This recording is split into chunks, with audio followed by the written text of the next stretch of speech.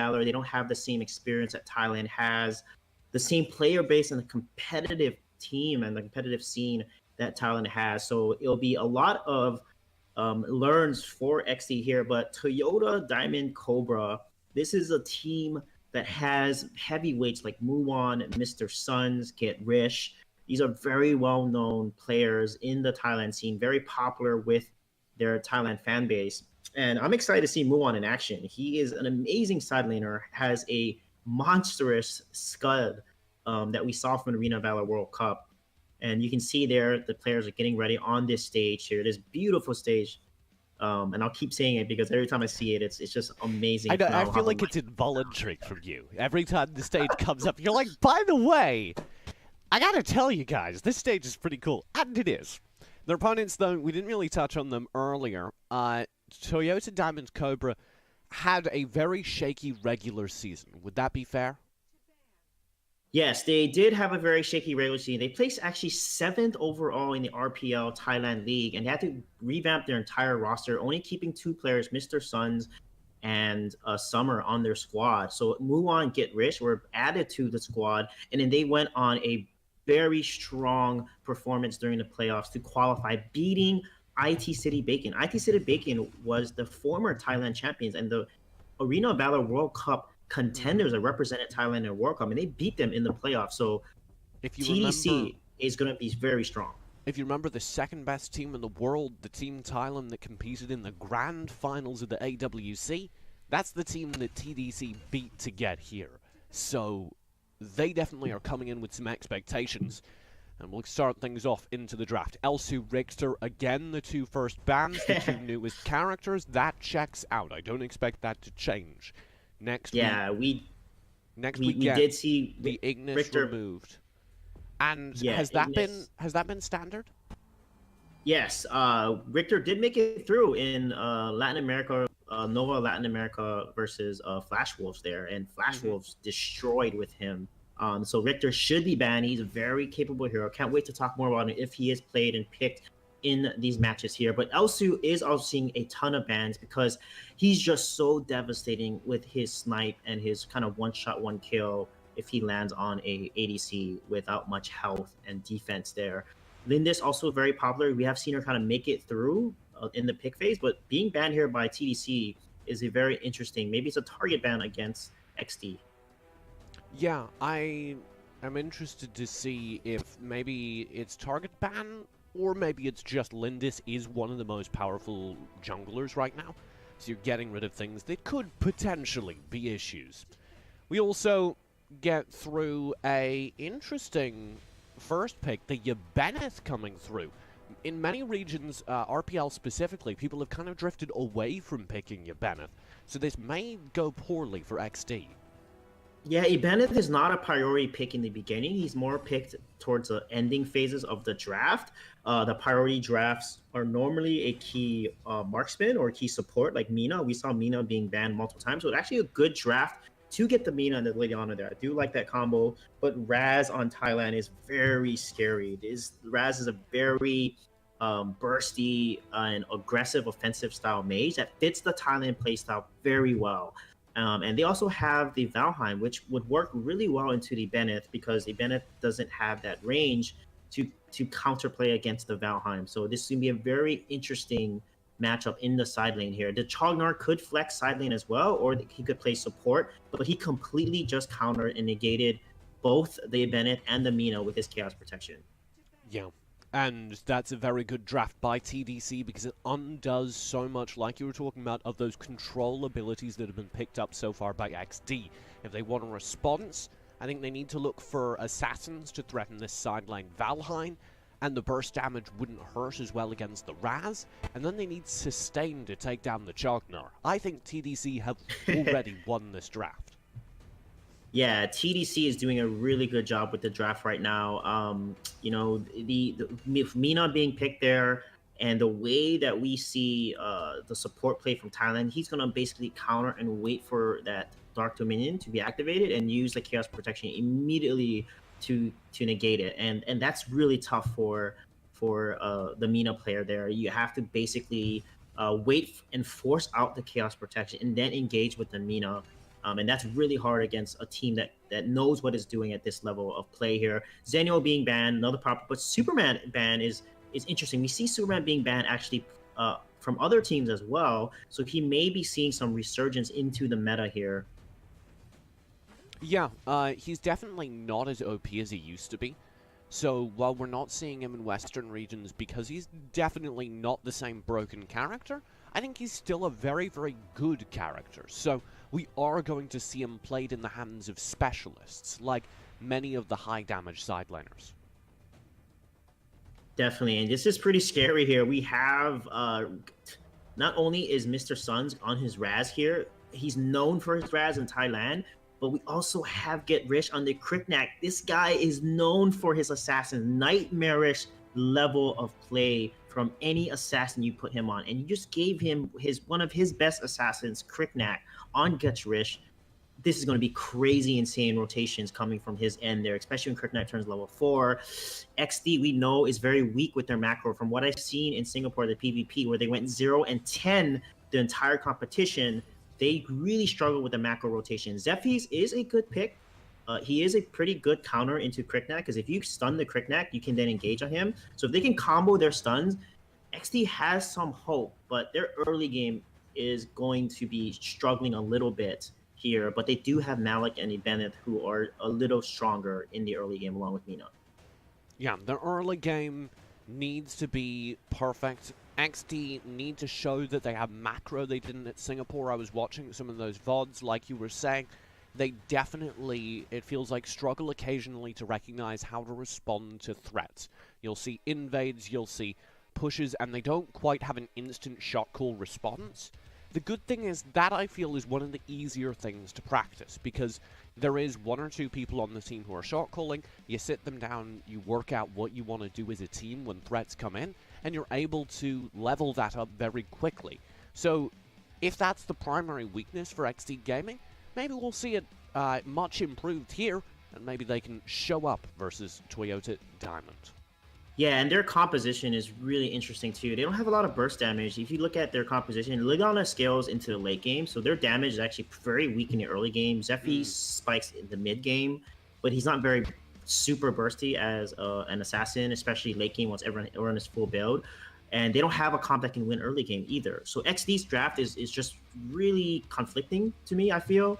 They have to basically combo every single person to kill the person that they're focusing, because again, they lack the insane burst damage that you see from TDC. TDC has Raz, right? Lots of burst. Ryoma, if you build the full damage build on Ryoma with the Fenrir's Tooth, he will burst down a carry easily with one combo. And then of course Kriknak. We can't forget how crazy and how bursty the Kriknak is. If you're on top of each other, his drone drop can literally blow up an entire team. When it comes to the amount of burst. So there's 3 high damage heroes from Thailand here. So ExDee's got to play very careful, because any of those 3 heroes can literally carry these fights if they play very well. Well, we're into game. I'm trying to set up a win condition. I'm like, maybe ExDee Gaming can work this out. And so he's like, nah, this draft, let me tell you. Oh, it's super tough. And if you think about it, look at the side laners here. The Valheim counters both the Malik and the Ibeneth, right? The Ryoma as well counters both, because he's range. Maybe Malik can hold it against Ryoma a little bit, but Ryoma is going to do really well once he gets his ultimate as well in the side lane. So the side lanes will be out pressured.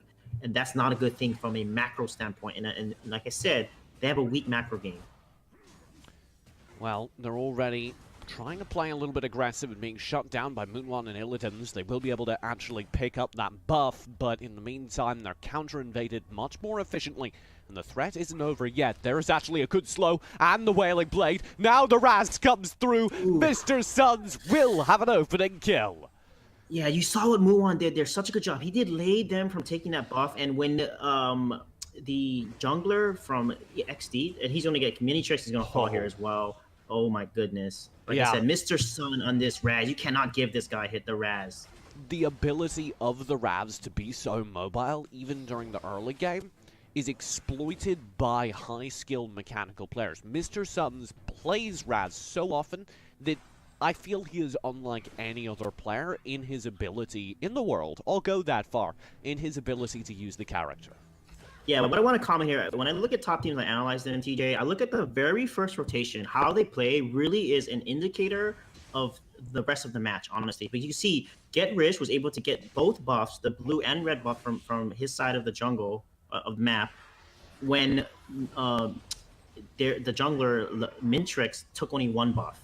So that tells me they're faster in rotation, their macro game is better, and then Mr. Sun rotated to again secure these kills here. And already 3 kills in under 2 minutes. That's insane for this level of international play. And you talk about the buff advantage, you can see how that converts instantly into gold. People might not be aware of how much it matters. Because you get the buff, because your clear times are higher and lower respectively, there's already a major gold advantage, and Mintrix is in more trouble as again the whole team comes through. Drone drop will land, Gitrix will find the kill. And I don't know how ExDee Gaming stabilized this early game. Yeah, this is going to be rough. He's level 5 against a level 3 Zephyrs. That's insane. Look at him diving already, getting the kills underneath the tower, dodging the shock ultimate, and then getting a kill again, and that's going to secure 2 kills, 3 kills if you count the jungle kill, and the bottom tower as well. This is not looking good for ExDee Gaming. That play by Summer on Valheim is brutal, and you could see Jyri underneath the tower trying to use that shock to regain control. Oftentimes you can do that. You can stabilize your tower pressure with a good shock ultimate. But the second he fired the shock ultimate, they all backed out, the shock landed, and then he was exposed and had no abilities to run with. Yeah, and that's where Valheim just shines against Malik. Malik is a melee, and if you put a range hero against a Malik, we see like Yorn sometimes into Malik, but Valheim definitely will beat the Malik easily because of that range. He can easily outpoke him, and look at his Zayder's in big trouble. Zayder will need to run. There's the flicker. The stuns do follow. Mr. Suns will chase him behind tower, but he's safe. Yeah, he is going to save their back off now, but this is their chance to come back in the game here. But, oh my god, look at this damage. That's not enough. The Nature's Realm gives you sustain, it gives you lifesteal, but not enough to protect against 3 people that over-leveled. Yeah, I think the hope for ExDee is really Dexter on this Liliana. They have to get on a snowball and honestly give him all the farm, because if Zephyr doesn't get ahead in the game, you have to feed your late game carry, and that's a Liliana.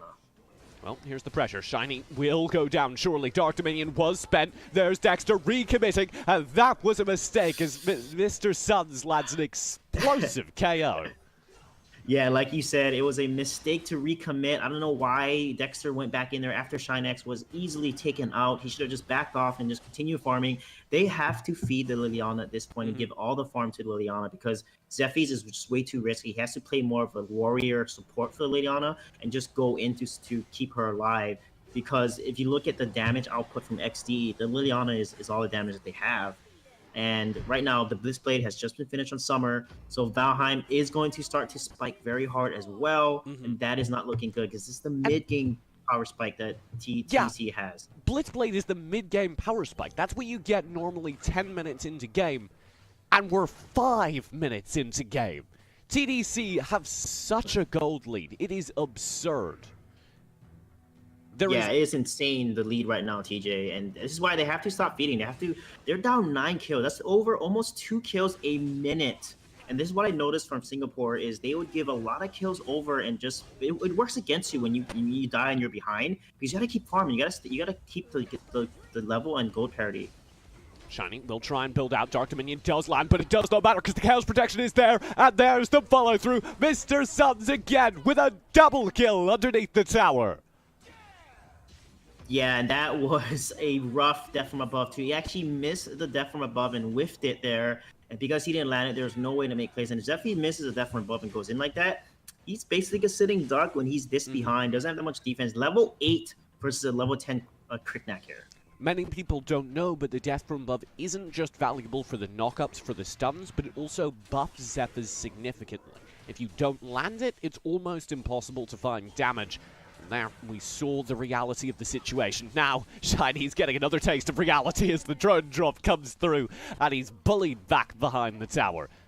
Oh my goodness, he has to be. Look at the damage and the stun follow-up. Even with Nature's Realm, he cannot survive the burst that's coming from TDC. Like I said, they have 3 heroes that do so much burst damage, and they have the Valheim as well, who actually does decent damage, especially in the mid-game here.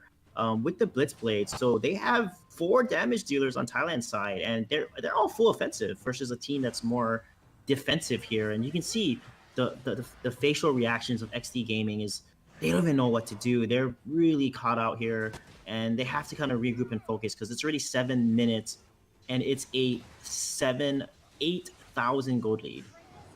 Yeah, this is a brutal gold lead. There's no two ways about it. To be frank, if I were to give ExDee Gaming advice, I'd be talking about Game 2. I'd be, at this point, saying, okay, this game's over, use it as an extended pause, basically.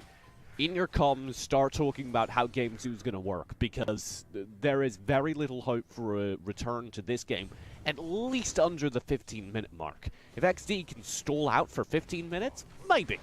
Here's the push. Oh my god, this Jognar initial that's deep into the back lines. He'll get pushed out. Nature's Realm does land, but it has no effect. There's the Chaos Protection and the dive deep into the back lines. Mr. Suns now joins them. It's a double kill, a triple kill, almost a quadra underneath the tower for Mr. Suns.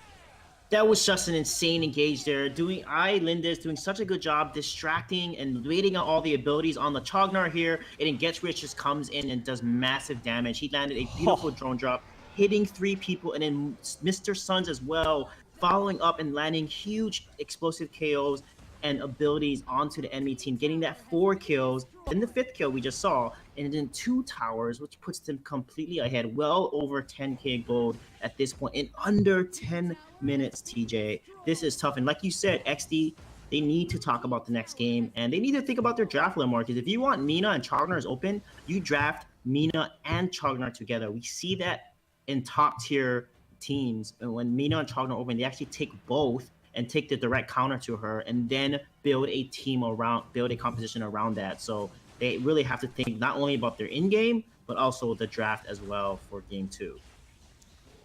Yeah, the draft definitely, it feels like, hurt them, but also what I'm seeing is really good play by Summer. And it works very well. Mr. Sun and Summer are the duo right now. The sunshine is coming through extra strong because of the Summer. Because you constantly have the backline stuns landing from the Valheim, so they cannot choose when to engage Mr. Suns. Then he comes through and just blows up choice targets. Right, and that's the squad that actually stayed together. Suns and Summer were the ones that stayed together, and then the other 3 were added to the roster, and then they did so well at the playoffs because they had a really rough regular season. Well, here's the threat to the high ground towers. And there was the Darkslayer picked up, and the Drake is chipping away at that high ground in mid.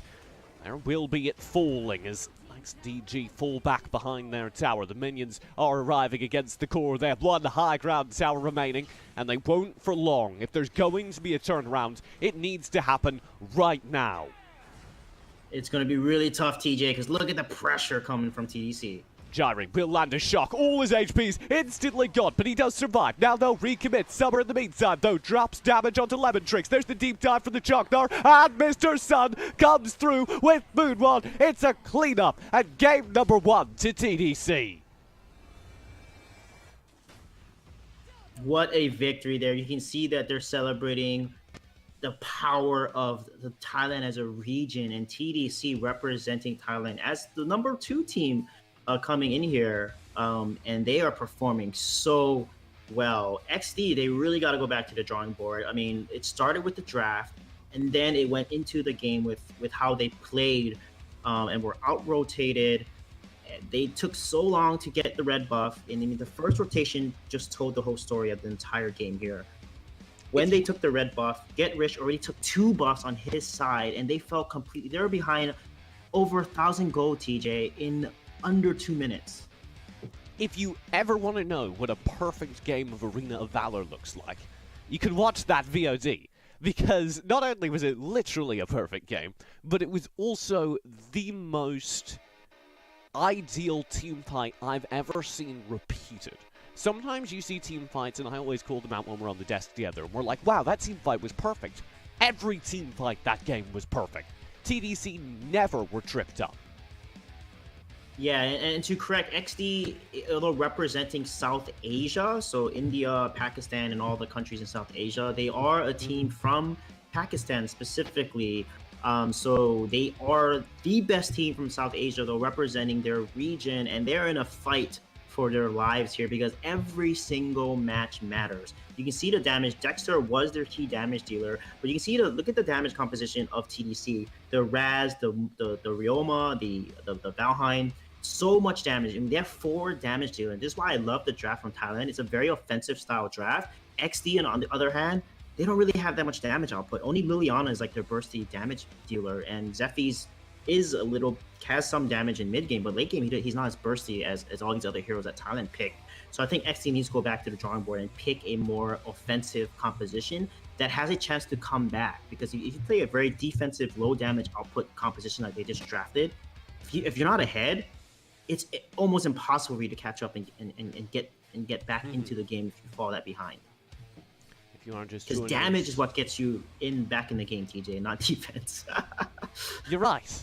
And the overall notes from Sui for ExDee are now draft damage dealers. And those are 3 very good ideas. If you are just joining us, we are, of course, presenting the English language coverage of the AIC 2018.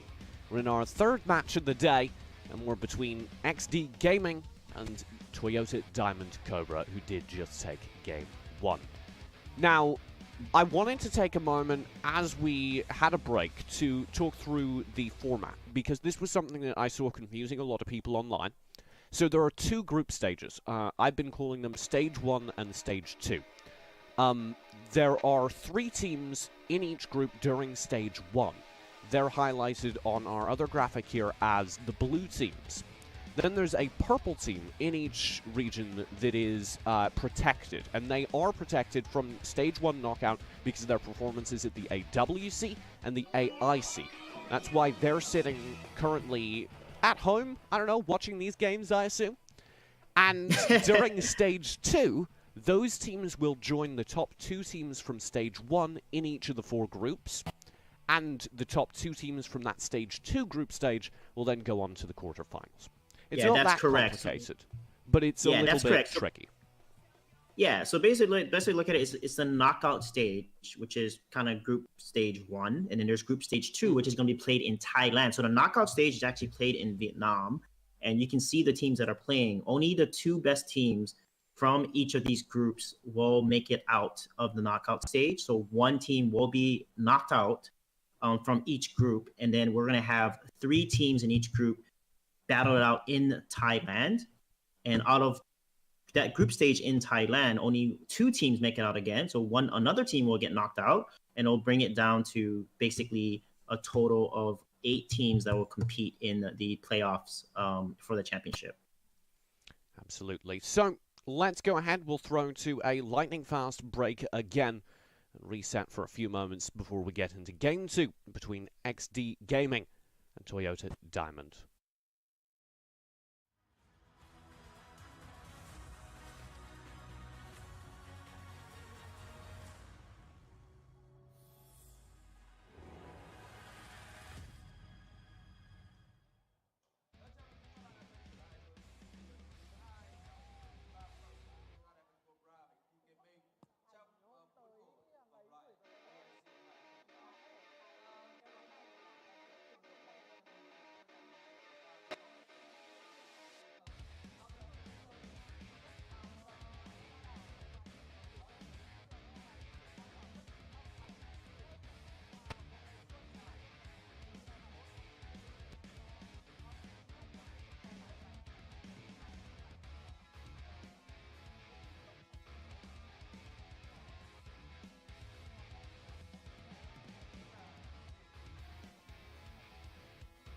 Ladies and gentlemen, welcome back to the English language coverage of the AIC. We are mid-break. I think the players are resetting for game number 2 between ExDee Gaming and Toyota Diamond Cobra. We said early on the draft was the problem for ExDee. What they ended up with didn't have enough damage and felt too defensive. If they fix that, if they do get an ideal draft coming into game 2, Sui, how do you feel they can change up their gameplay to support it? Yeah, I think that they banned Richter and Elsu because they don't play those heroes very well. So I expect ExDee to continue their ban strategy there of banning Elsu and Richter right off the bat.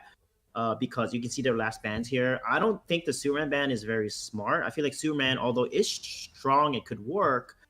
There's a lot of other options that you can play with him. There are like Scud or really strong side laners like Marja and stuff that we see being played over Superman even when he's open. So I feel like the Superman ban doesn't make sense. Roxy makes a lot of sense. Roxy is very strong because of her ultimate and her ability to out push and clear waves so fast.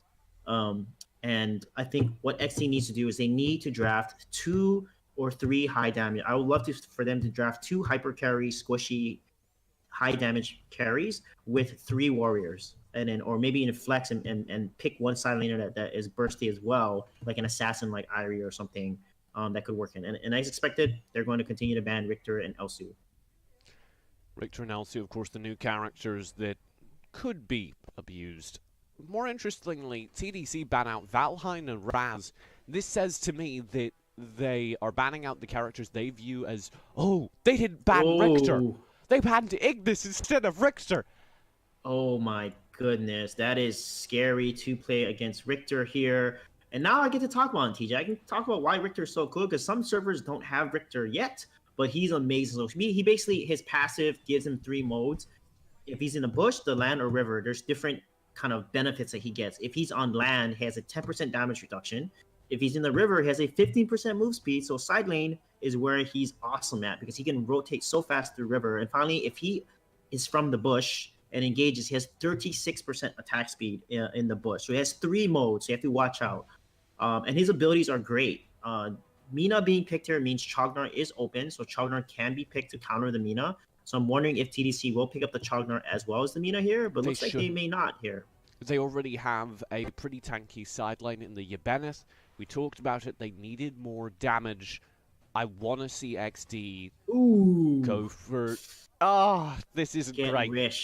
Get Rish on his Kryptek. Like I said, this guy is an assassin master. You cannot give him assassins, and he's going to get and secure his Kryptek before it's able to be banned against him. So very smart play so far. And that's a very scary engage because you have Mina, you have Richter, you have Kryptek. They're all heavy engaged characters. It's also just such a good duo because you have the dedicated counter to Assassin Dive now built into your team comp. Because Mina is the solution to Assassin Dive. Because if somebody leaps in, you Dark Dominion them, and then you have a few moments where you can deal with them and they can't burn your squishies. If you draft the Mina and the Kryptek, there are very few answers. Maybe an Aurum. That's the only support I can think of that would really do well in this situation. Yeah, maybe a Roxy. Alistar has been kind of seeing some play into the meta here because his ability, his Magic Prison, has a 2.5-second lockdown, which works really well for teams that are very coordinated. And he can kind of hold his own in lane. He's a little weak in the early phase, though. But once he reaches level 4, it's a huge, huge power spike with that ultimate that can literally change the dynamic and then give you the dragon and continue to allow you to take these key objectives and snowball the lead. So Alistar could work out if they play around his skills and his abilities. Yeah, letting both Kryptek and Richter through the draft, though, I feel was a bit of a slip-up. The Alistar, though, that you were calling for, does come out. Maybe we can see that as a response to the Assassin Dive. I am worried, though, because there's a lot of burst HP or a lot of burst damage available already for TDC, and XD are going for squishies. I don't know why they banned Liliana, TJ. They should have banned Raz. I mean, Mr. Sun's Raz was... Raz was already banned. Oh, no, they banned it. They banned it already. So they're target banning Mr. Suns right now. Wow. They're saying, hey, no Liliana, no Natalia, no Ignis. That's 3 mage bans. So they're actually most afraid of Mr. Suns, and they have the right to because this guy is a monster. So right now he can pick Crixie, would work pretty well in this composition because she has that range that can outrange the Alistar. She has Nature's Wrath. So Crixie would work in this situation. Roxy, of course, being banned because Roxy would be so good against the Richter or the Kryptek because of her Agni's Grasp that can literally counter them and give a lot of CC, along with the combo potential with the Alistar here. So in terms of pick, what I would pick here, they should pick a very dominant side laner. Well, they definitely need Chognar because they need to pick Chognar against the Mina here. So if I were them, I would pick up the Chognar now because if TDC takes Chognar away, they're in big trouble. So Let's see what XD decides here. I'd love that. Run mid lane Chog. Sure, if they're batting out everything that you can run in mid, just run Chog Dar in mid lane, then they're set. No, it'll be side lane. Instead, XD. Instead, XD. No, TDC would have to run him mid. Instead, XD will opt for a Crest in their support role, though, and that does offer. I see why they go for that. If you're worried about dive, the Metamorphosis is a very, very good disengage ability. So if somebody's diving your backline, you slap on a Metamorphosis and you have a couple seconds reprieve, but they're missing so much because they don't have a Jognar. Yeah, look at this here. The Tell Honest is picked up. We saw her actually show up in the meta across the regions such as Chinese Taipei. Illumia, we haven't seen a lot of, but she has so much combo potential, especially with the Mina, TJ. Yeah. The Cataclysm with the Dark Dominion, those two ultimates together is so much CC. You have also Tell Honest, which has a AoE long-range stun as well. And then Richter as well. He has his knock-up ability, so it's going to be very interesting to see how they're going to work these combos together. Richter has a knock-up in his first ability. He dashes forward. In his second ability, he absorbs any slow stun or knock-up in a kind of deflect mode that he has, and he also stuns his surrounding target. So that's a lot of CC that they can pile on to against XD here. Yeah, and if there is going to be a response, it needs to be such a good frontline from XD. So what I'm looking for them to succeed is this Yabeneth and this Crest need to be able to hold frontline and enable the backline damage they do have from their Alistar, from their Lindis. But this Illumia pick, can we talk about that for a moment longer? Yeah, Illumia is very good into the late game, especially if your team combos, because she, like I said, has the Cataclysm ultimate there. It stuns them. It's a global ultimate. It stuns every enemy if they get hit by it. She also has Banish. She can knock back people, and also Divine Light. So basically, you want to leverage the combo that she has and her passive. Using any two abilities strengthens the next Divine Light. So she has to basically use 1-2 kind of 1. And it refreshes the cooldown immediately. So the 1-2-1 combo from Illumia is going to make a big difference. And you can actually do 1-2-1-3. So that's Divine Light Banish, Divine Light Cataclysm. If you do that combo with Illumia, you can destroy an entire enemy team. I mean, if she hits the entire enemy team with Banish and pushes them back and then stuns them with Divine Light, that's going to be very rough. So watch out for that combo from Liliana, from Illumia here with the Cataclysm as well. And then Crickneck and Dark Dominion. TJ, that's scary. If Mina gets a Dark Dominion on the enemy team, and then Crickneck jumps in with Drone Drop, and Illumia comes in with her burst damage, the entire team get wiped out in just less than a second. I love the fact that we're getting to see this wide variety, though, because I do feel like we're finally getting to see more characters brought in, and maybe it is TDC taking advantage of the fact that they won Game 1 so dominantly. They say, if there's ever a time at this event to try out our Illumia strategy, it's this game. Yeah, and also it kind of shows you that if you want to target ban the Mr. Suns, well, guess what? He can play Illumia. So it's going to be very fun to watch how this Illumia will work out here. But Moonwan on this Richter, I'm very afraid of that. Richter is so strong in the side lane. One of probably the best side laner right now because of his abilities and his kits there. You can see him walking through the river, gives him that extra speed boost. He has so much engaging potential and gap closers as well. XDG do go more aggressive this game. I already like that. They try and find some pressure, and they do stun out with that Matrix of Woe. They already find some damage, slow down the chase from TDC, and they didn't get a successful invade. If you remember last game, TDC dominated the early game. This is improvement. Yeah, this is a huge improvement. They're playing more aggressive, and they have more damage dealers. They have their Roma, they have a Lindis, they have an Alistar. So they have 3 solid damage dealers there. And look at the mid lane power here from Mr. Suns. Look at that combo. Again, did you see that combo? That Banish comes out, it will knock you up at the end of it. So they have to be very careful with Illumia's combo ability there. If they play into it, they're going to be in big trouble. And all of the stuns, of course, combo well with Summer, who's sitting on the sideline Telenas, because any moment you're slow, any moment you're stunned, the Telenas can just lay in damage, but Moonwan isn't waiting for that on the Richter as he annihilates Zeta in the top lane. What a play there. You can see why the Richter is so powerful. The burst damage he does, his ultimate, he marks his target as well and does true damage once the mark is consumed. So you got to be very careful and not try to be in a lasting fight against a Richter because of the amount of burst that he has. Well, here's the fight a little bit closer. There's Getris diving in with the drone drop. The Richter goes in as well. Banish does land. Oh. Shiny's gone. Lemon Tricks is gone. That's a lot of damage found, and they're not done yet. Moonwon tried to dive behind the tower to pick up Dexter.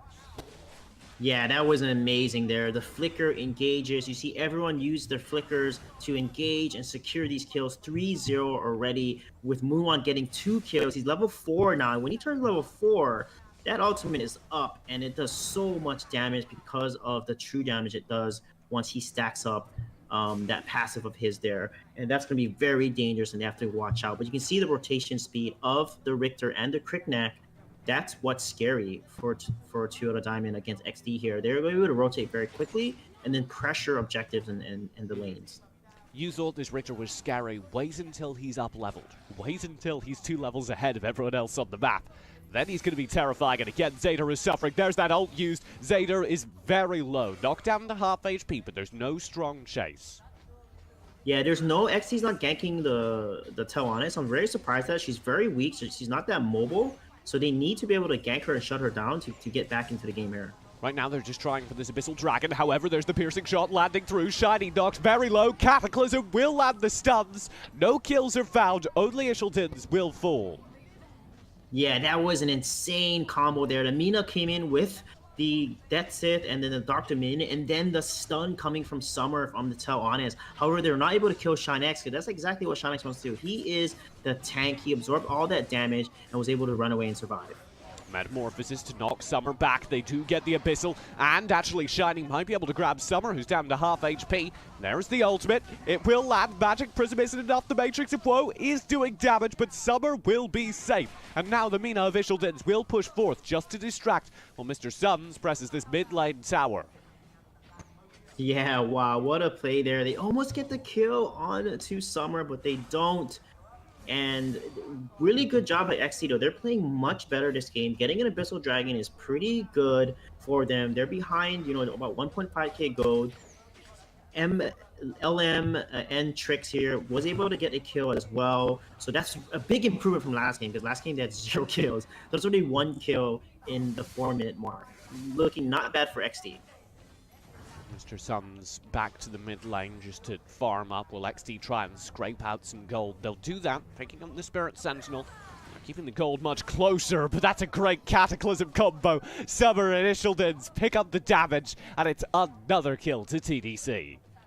Yeah, TDC, again, just playing so... Look at this engage, my god. You can't stand that far forward, Dexter, and he's going to get burned down. Now Zader will flee. The tree is safe behind the tower, but that tower itself is very low. Yeah, one thing that you notice with Richter there, his first ability there, if he's in the bush, it's a knock-up. And then if he's in a river, the dash gains an extra range. So you see, he came from the bush, was able to land that knock-up and secure that kill, and then also comboed it with his ultimate there. And basically, once he executes it and has that burst true damage out, it's very hard for any opponent to survive against that kind of combo from Richter. Ishaldins and TDC are trying to threaten here, and I like this from TDC. Though they're ahead, they're playing safe. They don't challenge 2v4. They're backing out. They're playing aware that ExDee are stacking the bottom side of the map, and that's why this rotate's coming through towards the mid and top. Yeah, you can see that they're doing pretty well. They are not giving as many deaths as they did the last game. So ExDee is holding it in there, and Trix is playing a lot better on this Linus as well. Great Mina play, though, from Ishaldins. Going in, landing the Dark Dominion, flickering out, just stalling out so this Abyssal Dragon can be picked up. I believe they just counted it out of range. They need this burst, but they have it. TDC will get it. And in the meantime, Moonwon Strike 1v2 his ult will land. Nature's Realm is not enough to keep him chained, and he's got the backup of the Mina. TDC get a kill and back out. Now going for the recommit. Moonwon will be safe, and a Metamorphosis is forced from Shiny.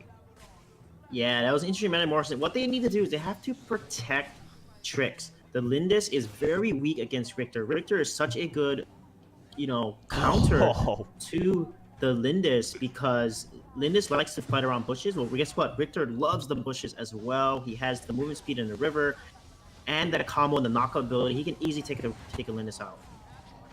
Well, Summer is going to burn down this tower in the meantime. Ishaldins can land this stun onto Dexter, but instead it's the Banish and Summer to follow.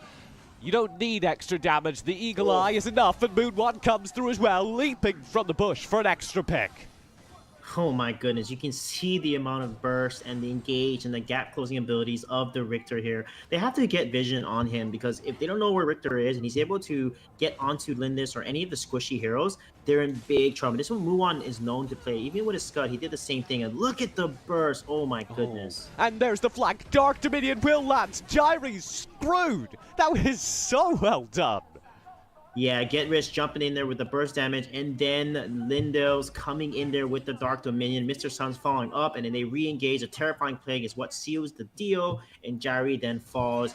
The combo and the sequencing from TDC is so solid right now. They're a team that has a lot of synergy, and they're such an offensively focused team. And look at these rotations here. They're doing such a good job just constantly farming and feeding themselves. 9-1 now.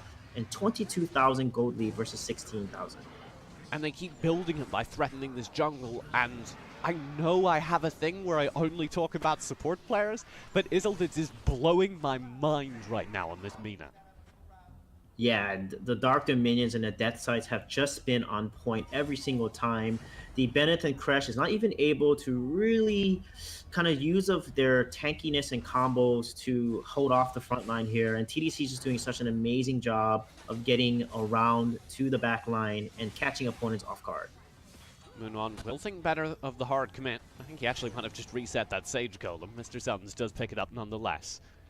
TDC are getting a bit sloppy, leaving Mr. Suns all alone, focusing down this Abyssal in the meantime. But they're far enough ahead, it doesn't really matter, I suppose. Yeah, and Summers is going to start to really scale along with the Cricknack. You notice that all their heroes scale really well. The Richter, the Cricknack, the Teleonis. I mean, once they get their items, look at that. The Rank Breaker, the Manto Ray finished. You know, the Boom, they have Enchanted Kicks, Orb Magi completed, as well as Frosty's Revenge with Lumia. So Lumia has a lot of CC now with Frosty's Revenge. And look at that, Clav Sanctity and Slick Slings on the Teleonis. She is pretty fed as well and can do so much damage against towers. Moonwon and the rest will be grouped up on split sides of the map. They summon the Drake in mid, they wait near the Spirit Sentinel to see if they can catch anyone out. That was a very smartly executed strategy. And they're going to continue to invade the jungle and take the jungle away potentially here, but that Golem is going to reset. Trix is going to secure it with that punish, and Linda's coming in there. Gotta be a little careful here, because that's the tanks that they're messing around with. And you don't want to waste too many abilities on the tanks. Mina, though, can do the same, and if any focus comes through, they'll do it. Drone drop, Dark Dominion, Shiny will survive.